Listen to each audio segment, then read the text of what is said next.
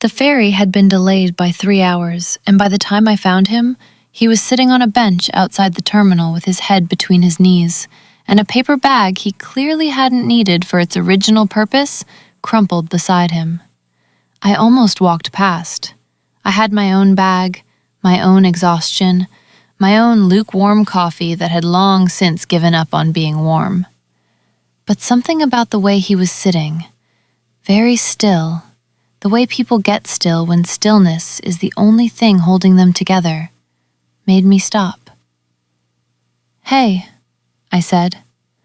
Just that.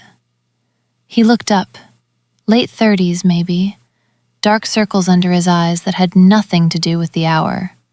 Skin with that particular grayish undertone I've learned to notice, the kind that says the body is working harder than it's letting on. "I'm fine," he said immediately. I sat down next to him anyway. "You know," I said, "in my experience, the people who say that the fastest are usually the least fine." He almost smiled. Almost. His name was Daniel. He'd been traveling for, his words, approximately forever, which turned out to mean about 36 hours with 2 layovers and 1 missed connection. He had type 1 diabetes, a pump that had malfunctioned somewhere over the Atlantic, and a carry-on bag with backup insulin pens that he'd been managing manually ever since. He was doing okay, he told me. Mostly. Except that his last reading had been a little high, and he'd corrected, but now he wasn't sure if he'd overcorrected, and his hands were shaking, and he hadn't eaten since... "Since when?" I asked. He thought about it. "What day is it?" I reached into my bag. I'm a nurse. I don't always lead with that.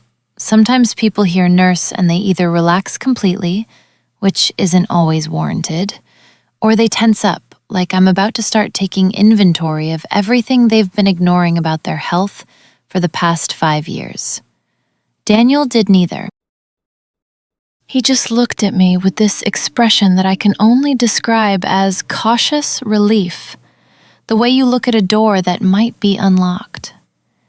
I had a small kit with me. I usually do when I travel.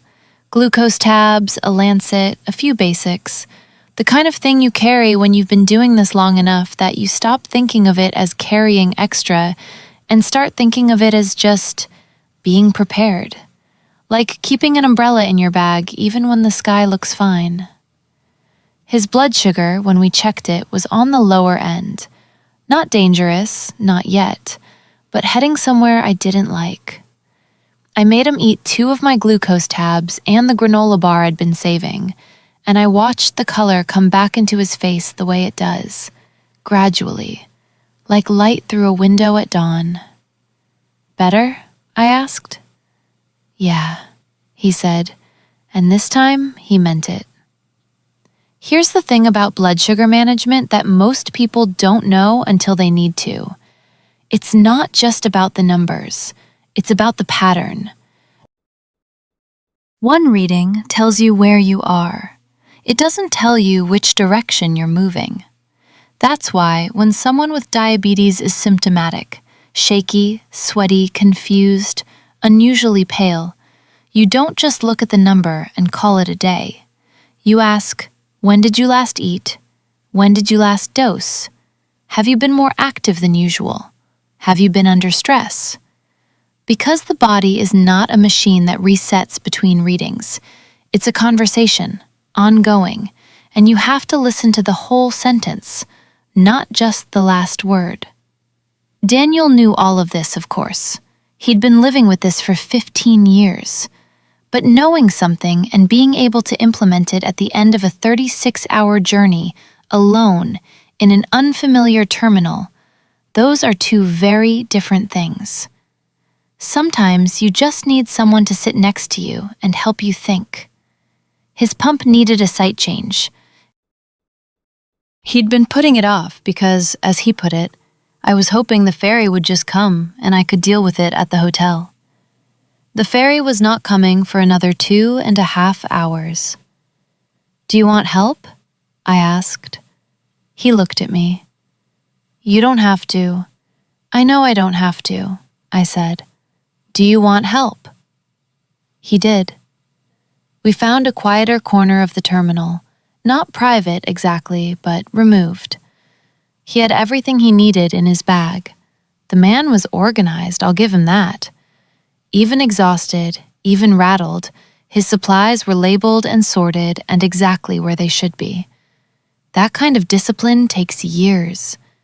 It takes the particular kind of love for your own life that comes from knowing what it costs to be careless with it. He'd been placing his sights on his abdomen, rotating between left and right, and the current sight had been in longer than it should have been, which can affect absorption, by the way, which is worth knowing. When a sight gets overused or stays in too long, the tissue can get a little irritated, a little resistant, and the insulin doesn't absorb as predictably. It's one of those things that compounds quietly until it isn't quiet anymore. I changed my gloves. I always carry a few pairs.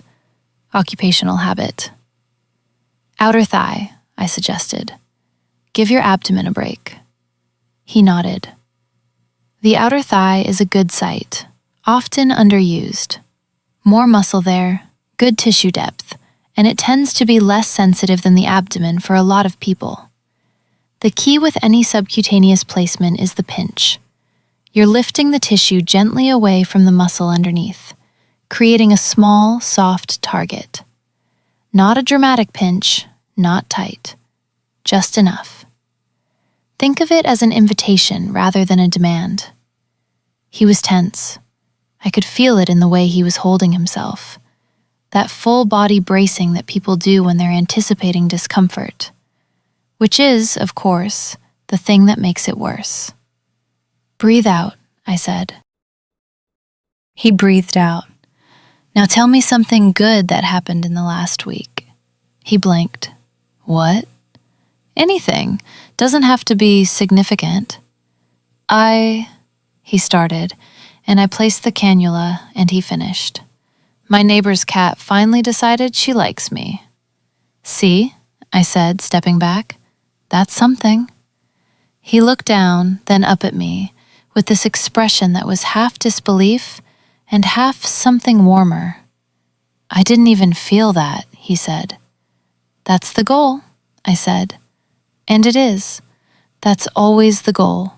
Not to be invisible exactly, but to be present enough that the person in front of you feels held, and gentle enough that the moment of discomfort passes before they've fully registered it. It's a strange kind of skill. It doesn't come from the hands alone.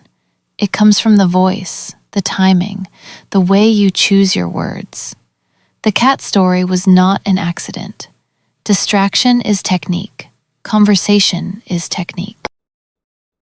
The way you stand so your shadow doesn't fall over someone's face, that's technique too. We sat there a while after. The terminal hummed around us.